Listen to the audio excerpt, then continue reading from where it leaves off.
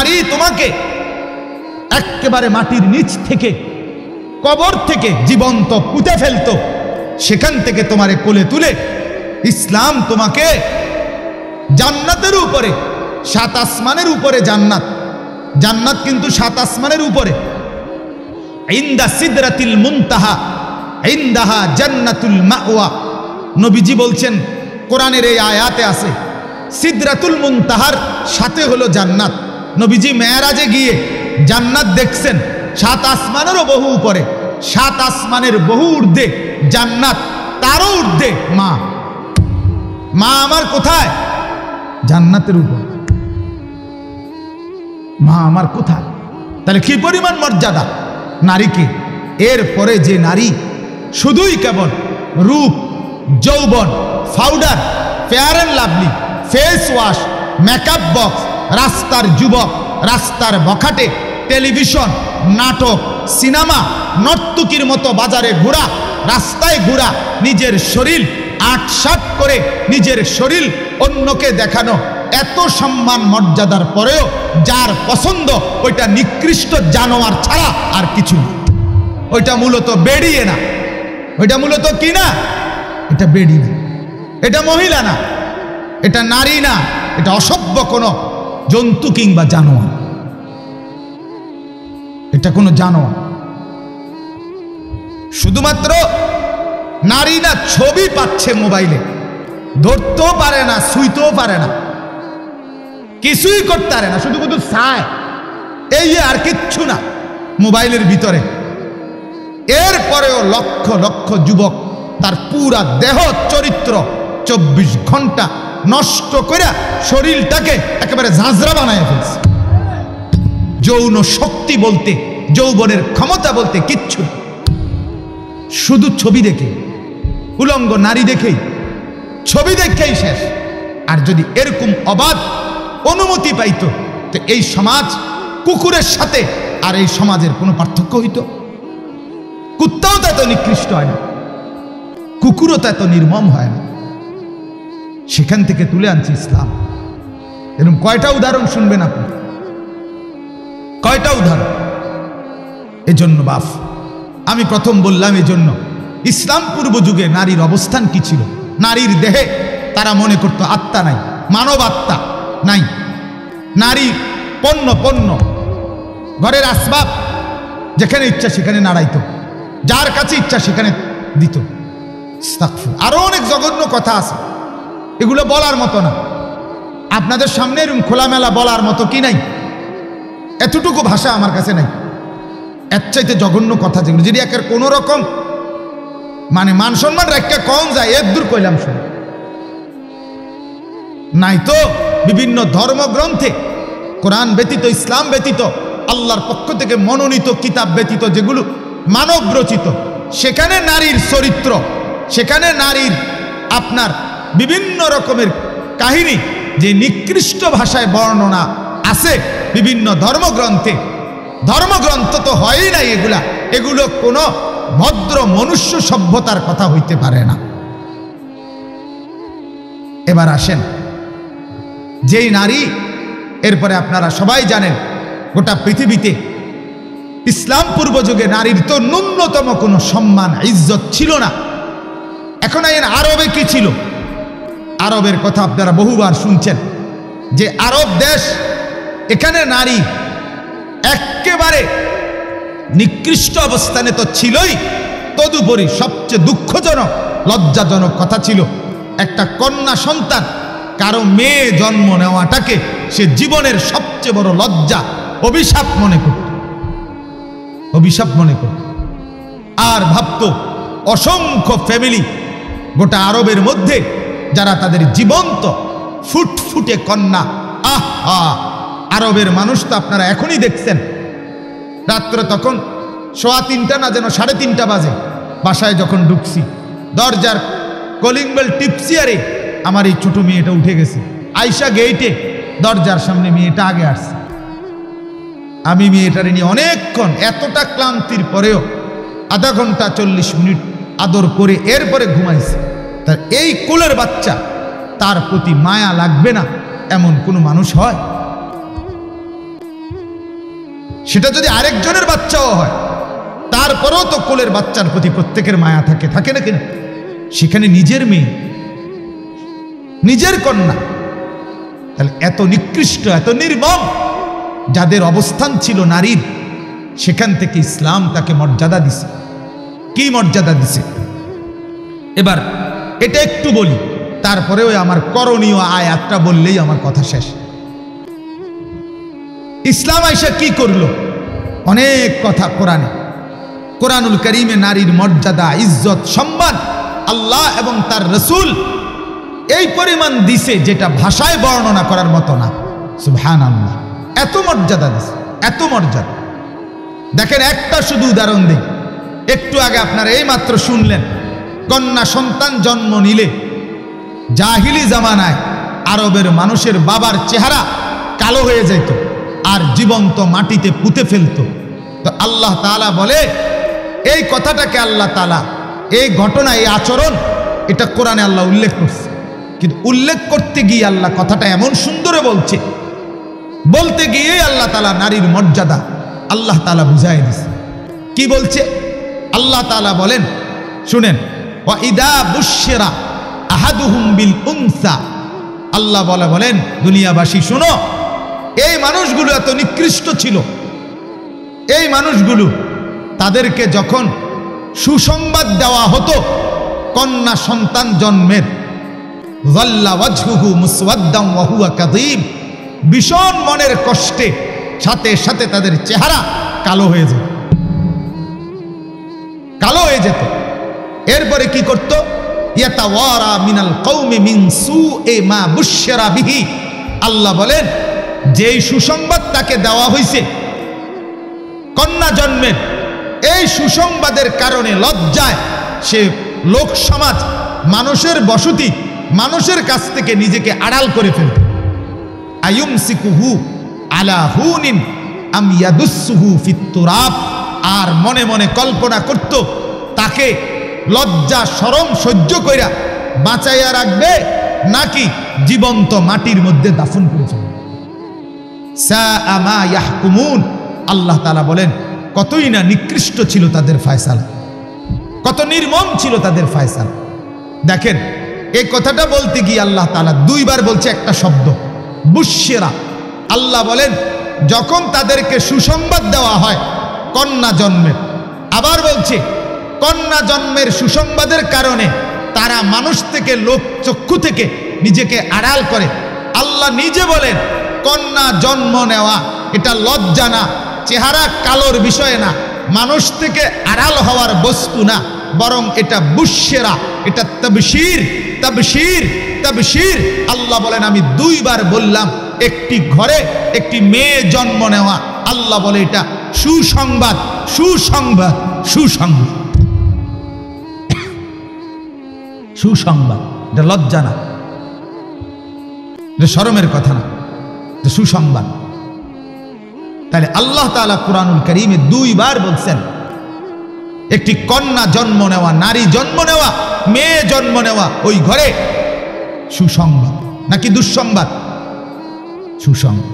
ওই আমাদের দেশে কয়, একশাম নোয়াখালীর দিকে কিছু অসৎ পুরুষ আছে, অসভ্য, যেগুলো মেয়ে জন্ম নিলে চেহারা কালো হয়ে যায়, এখনো আছে।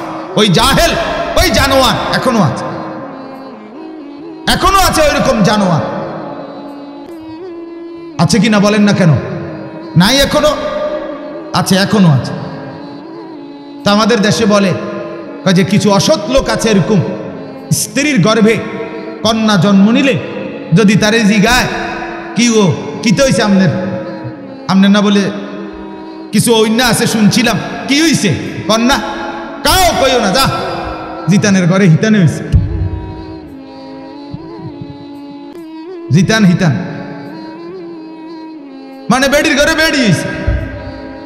এটা শরমের কথা, এটার বলার ক্ষেত্রে তুচ্ছ। নাউযুবিল্লাহ, নাউযুবিল্লাহ। আল্লাহ তাআলা বলেন, আমি বলছি তাবশীর, সুসংবাদ, সুসংবাদ। আচ্ছা এবার শুনেন, আল্লাহ দুইবার বললেন একটি সুসংবাদ, এই ঘরে একটি কন্যা জন্ম নিয়েছে, এই সুসংবাদটি যেন আমাদের নবী সাল্লাল্লাহু আলাইহি সাল্লাম শুনলেন। আল্লাহর নবী এবার কি করলেন? নবীর হাদিস শুনে নবীজি এবার ওই ঘরে গেলেন। মনে এটা বোঝানোর জন্য বলতেছি আর কি। এবার যেন নবীজি যে ঘরে কন্যা জন্ম নিছে ওই ঘরে আল্লাহর নবী গেছে, গিয়া নবীজি ওই মেয়ের বাফেরে ডাক দিছে। ডাক দিয়া আল্লাহর নবী পিঠে হাত বুলাইয়া নবীজি নিজ জবান দিয়ে আল্লাহর নবী বলেন, শোনো তোমার একটা মেয়ে হয়েছে না? জি। তা আল্লাহর নবী বলে, শোনো মেয়েটাকে আদর করবা, সোহাগ করবা, মায়া করবা, আদর করে লালন পালন করে উপযুক্ত হলে তুমি একটা ভালো ছেলের কাছে তাকে বিয়ে দিয়ে দিবা। আল্লাহর নবী বলেন, বিনিময়ে আমি মুহাম্মদ কাছে আইসা তোমারে ওয়াদা দিলাম জান্নাতে এই দুই আঙ্গুলের মাঝে যেমন কোনো ফাঁকা নাই, আমি রসুল তোমাকে সাথে নিয়ে একসাথে জান্নাতে থাকব। কোথা থেকে কোথায় বলেন? আল্লাহ বললেন সুসংবাদ, নবী বললেন আমি তোকে জান্নাতের সাথে নিয়ে থাকবো মেয়ের বাপ, তোমাকে বলবো। এরপরে মর্যাদা আর কি হইতে পারে, সম্মান আর কি হইতে পারে ভাবেন। অতএব ভেবে দেখেন। আচ্ছা, এরপরে দেখেন আল্লাহ নবী সাল্লাল্লাহু আলাইহি ওয়াসাল্লাম এই যে কন্যার ইজ্জত, কন্যার সম্মান দিলেন, নারীর ইজ্জত দিলেন, মেয়েটার সুসংবাদ জন্ম নেওয়াতে নবীজি আনন্দ প্রকাশ করলেন। এই যে মর্যাদা, এটা শুধু মেয়ের জন্য না, এই মেয়েটার কিছুদিন পরিচয় হবে, কিছুদিন পরে সে কারো বোন। সেই বোনের জন্য আল্লাহর নবী বললেন, কোনো ভাই যদি তার বোনকে আদর করে লালন পালন করে উপযুক্ত পাত্রে তুলে দেয়, আল্লাহর নবী বলেন ওই বোনেরা ওই ভাইয়ের জন্য জাহান্নাম থেকে পর্দা হয়ে যাবে। কুন্না লাহুন সিতরাম মিনান নার, তার জাহান্নাম থেকে বাঁচার পর্দা হয়ে যাবে, পর্দা। অর্থাৎ কোনো ভাইকে তার বোনকে যদি সে লালন পালন করে, তাহলে আল্লাহ তাআলা বলেন ওই বোনের উসিলায় আল্লাহ তাআলা তাকে জাহান্নাম থেকে মুক্তি দিয়ে দিবে। 3, এবার নারীর পরিচয় হলো সেই স্ত্রী, কারো স্ত্রী। প্রথম ছিল মেয়ে, তো মেয়ের বাপকে বলছে তুমি আমার সাথে জান্নাতে থাকো। মেয়ের ভাইকে বলছে তুমি জাহান্নাম থেকে বাইচা যাবা যদি বোনকে লালন পালন করো। এবার স্ত্রী, স্বামীকে গিয়ে আল্লাহও বলছে, নবীও বলছে। কোরআনের এত বেশি আয়াত, রাসূলুল্লাহর অগণিত হাদিস স্ত্রীর ব্যাপারে আল্লাহ তাআলা নিজে বলছেন, হুন্না লিবাসুল লাকুম ওয়া আনতুম লিবাসুল লাহুন্না। স্বামী তোমার শরীরের পোশাক তোমার স্ত্রী, আর তোমার স্ত্রীর শরীরের পোশাক তুমি স্বামী। অর্থাৎ তোমার শরীরের পোশাক যেমন তোমার শরীরের সাথে মিশে থাকে, তোমার স্ত্রীও যেন তোমার সুখে দুঃখে, দিনে রাতে, সুখে দুঃখে, ভালোবাসার সব ক্ষেত্রে তোমার জিন্দেগির সাথে যেন মিশে থাকে, তাকে তুমি বিচ্ছিন্ন করো। আল্লাহ তাআলা বলেন ওয়া আশিরুহুন্না বিল মারুফ। কোরআনে আল্লাহ বলেন তোমরা তোমাদের স্ত্রীদের সাথে, ওই ভাই বসো, তোমরা এনে বসো বাবা, হ্যাঁ বউ একখান দিয়ে বইয়া লাও। আল্লাহ তাআলা বলেন তোমরা তোমাদের স্ত্রীদের সাথে উত্তম কল্যাণ আচরণ করো। আশ্চর্য হাদিস শুনেন, আরে কোরআনের আয়াত শুনেন। আল্লাহ তাআলা বলেন কোন স্ত্রী যদি তোমাদের স্বামীর সাথে অসৎ অপছন্দনীয় কোনো আচরণ করে, আল্লাহ নিজে বলে স্বামীকে, আহা আমার কাছে মনে হয় যেন স্বামীর মাথায় হাত বুলাইয়া আল্লাহ সান্ত্বনা দেয় পুরুষকে, শোনো স্ত্রীর এই কথাটাকে রাগ করছো না, একের বেশি জিদ উঠতে গেছে, তালাক দিতে মন চাইতেছে। আল্লাহ বলে না, দেখো আমি অনুরোধ করলাম তারে এখন ছেড়ে দিও না, আজকের এই ভুল মাফ করে দাও, হতে পারে আমি আল্লাহ তার দ্বারা তোমার জন্য জীবনে বহু বরকত রেখে দিয়েছি। এভাবে সুপারিশ করছে নারীর লেগে। ফাআসা আন তাকরাহু শাইআন ওয়া ইয়াজআলাল্লাহু ফীহি খায়রান কাসীরা। কোরআনে আছে সূরা নিসার মধ্যে। এইভাবে মর্যাদা দিয়েছে আল্লাহর নবী সাল্লাল্লাহু আলাইহি ওয়াসাল্লাম। তিনি বললেন স্ত্রীর ব্যাপারে, আমাদের পৃথিবীতে বিসিএস পরীক্ষায় পাশ করা কঠিন। বিসিএস অনেক কঠিন কিনা বলেন না? বড় পিএইচডি ডিগ্রি নেওয়া, ডক্টরেট, এটা কঠিন, অনেক পড়াশোনা মেহনত করতে হয়, বিসিএস পাশ করতে অনেক পড়াশোনা করতে হয়, বড় ইউনিভার্সিটির ভালো ফলাফল করতে অনেক পড়াশোনা মেহনত করতে হয়। আল্লাহর নবী সাল্লাল্লাহু আলাইহি সাল্লাম মুসলমানের স্বামীকে, পুরুষকে একটা সার্টিফিকেট নিতে বলছে জান্নাতে যাওয়ার জন্য, নিজের উত্তম চরিত্রের জন্য, যেটা বিসিএস, মাস্টার্স, অনার্স, এরপরে ডক্টরেট, পিএইচডি, জার্মানি আমেরিকার থেকে ডিগ্রি নেওয়ার চাইতেও কঠিন। সেই কঠিন সার্টিফিকেটটা হলো আল্লাহর নবী নিজের জবানে বলছে, তোমাদের মধ্যে ওই স্বামী উত্তম যে তার স্ত্রীর সার্টিফিকেটে উত্তম। খায়রুকুম খায়রুকুম লিনিসাইকুম ওয়া আনা খায়রুন লিনিসাই। তোমাদের মধ্যে ওই পুরুষ উত্তম যার স্ত্রী বলে আমার স্বামী উত্তম। আর মহিলার থেকে এই সার্টিফিকেট নেওয়া এর চাইতে 10টা ডিগ্রি আনো সহজ। আমেরিকাতে এত বিসিএস 3বার ফাঁস করণ করতে সহজ, কিন্তু বেডি কইব আবার বালা হইছে। ঠিক কিনা বলেন না কেন? আও বুঝছি, আরে লম্বা লম্বা কথা চিনি আপনার এই তান, আমরা চিনি। মানুষের সামনে এরকম কত কথায় কম যায়, এই মানে প্রথম কথাতে উড়ে যায়। ঠিক কিনা বলেন না? তাই এরপরও আল্লাহ নবী এত কঠিন একটা দায়িত্ব দিচ্ছে, অর্থাৎ কোনোভাবেই স্ত্রীকে কষ্ট দিও না, কোনোভাবেই দিও না, কোনোভাবেই দিও। সবরের পর সবর, ধৈর্যের পর ধৈর্য, ধৈর্যের পর ধৈর্য ধরো। তারপরেও তুমি এতটুকু থাকো যে স্ত্রী যেন তোমাকে বলে আমার সব যন্ত্রণার পরেও স্বামী আমার ভালো। তাহলে কতটুকু মর্যাদা দিছে, কতটুকু। আরো আছে হাদিস। সর্বশেষ এবার দেখেন, মা, এই নারী প্রথম ছিল কন্যা, মেয়ের বাপকে বলছে তুমি আমার সাথে জান্নাতে থাইকো। দ্বিতীয় ছিল বোন, বোনের ভাইকে বলছে তুমি যদি বোনকে লালন পালন করো জাহান্নাম থেকে বাইচা যাবে। তৃতীয় ছিল স্ত্রী, স্বামীকে বলছে তোমার সব কিছুর গুণাগুণ ভালো, কামিয়াবি তোমার স্ত্রীর সার্টিফিকেট, স্ত্রীর সাথে ভালো ব্যবহার করো। এবার নারীর পরিচয় হলো সে মা। ঠিক কিনা বলেন না? চতুর্থ পরিচয় কি? মা। এইবার মর্যাদা, আমি এটা এমনি বুঝাই আর কি। মনে করেন মর্যাদা দিতে দিতে সেই বাচ্চা মেয়েটা যখন জন্ম নিছে তখনই তারে সম্মান দেওয়া শুরু করছে, দিতে দিতে বোন হইছে তখনও সম্মান দিছে, স্ত্রী হইছে তখনও সম্মান দিছে। এইবার নবীজি যখন মা হইছে সন্তানের, এই মেয়েটা, এই মহিলাটা, এই নারীটা, এবার ইসলাম, আল্লাহর নবী বললেন শোনো দুনিয়াবাসী, এবার সম্মান শোনো, মায়ের সম্মান, নারীর সম্মান।